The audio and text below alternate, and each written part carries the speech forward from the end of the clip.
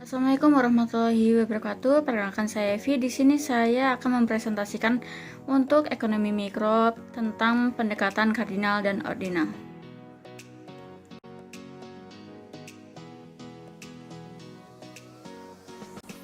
Pendekatan kardinal adalah salah satu cara menganalisis perilaku konsumen berdasarkan asumsi bahwa tingkat kepuasan pelanggan atau konsumen dapat diukur dengan satuan nominal tertentu, seperti uang, jumlah, ataupun unit. Dan pendekatan ini juga disebut dengan pendekatan kardinal, yang mengandung anggapan bahwa semakin berguna suatu barang bagi seseorang, maka akan semakin diminati. Dan kata utilitas berasal dari bahasa Inggris atau yaitu utility, dengan diperoleh dari konsumen dalam mengkonsumsi dapat berupa utilitas total atau total utility dan marginal utility. Berikut ini adalah satuan dari kepuasan. Jika dalam berat adalah kilogram, gram, dan ons, maka dalam kepuasan kita sebut sebagai util yang berasal dari utility.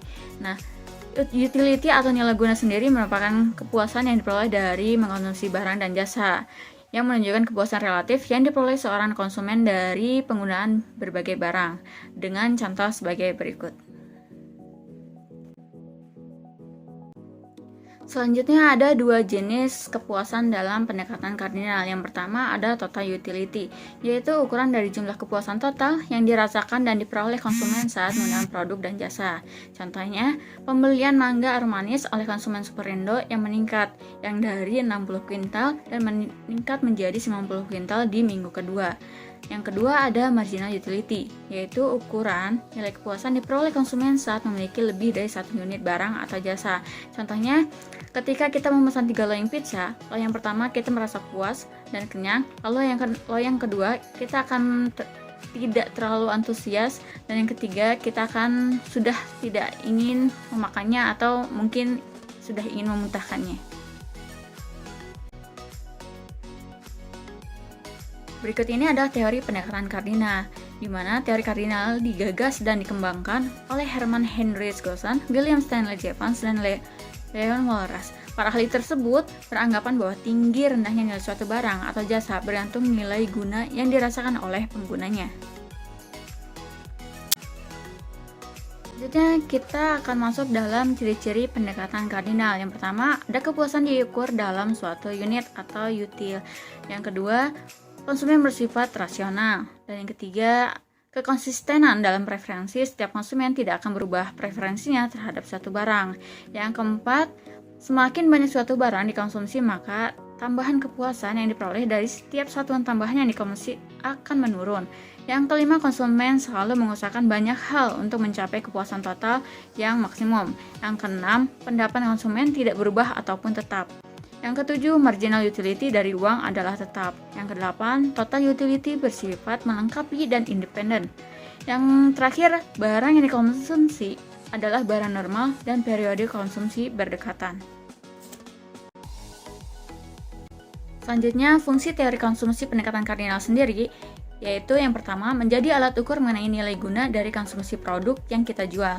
Yang kedua, memberikan informasi mengenai perilaku konsumen yang menggunakan produk kita. Dan terakhir, alat untuk menilai tingkat kepuasan konsumen.